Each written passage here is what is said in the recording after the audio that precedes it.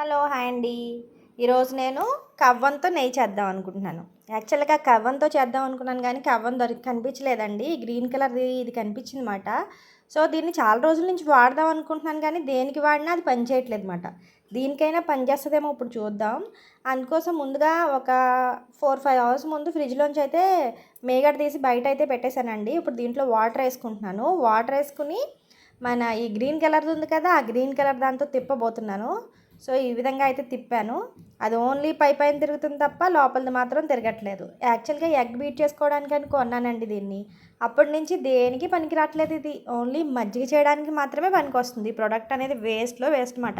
ఇప్పుడు hand beater use చేసి ఫైనల్‌గా ఒక 5, 10 మినిట్స్ చేస్తే నాకు వెన్న అనేది ఫామ్ అయిపోయింది. ఈ వెన్ననైతే బాగా శుభ్రంగా కడుక్కోవాలండి. ఒక 2-3 టైమ్స్ కడుక్కున్న తర్వాతే మనం ఈ విధంగా నెయ్యి కాచుకోవాలి. ఈ ఫోర్క్ ఎందుకు యూజ్ చేశానంటే ఎక్కువ అడుగంటకుండా ఉంటుందని. ఫైనల్‌గా నెయ్యి అయితే రెడీ అయిపోతుందండి. ఇప్పుడు మెయిన్ టాస్క్ వచ్చి క్లీనింగ్. సో, హాట్ వాటర్‌తో కనుక క్లీన్ చేసినట్టయితే ఈజీగా ఈ పాత్రలన్నీ వదిలిపోతాయి. Thank you for watching. Please subscribe.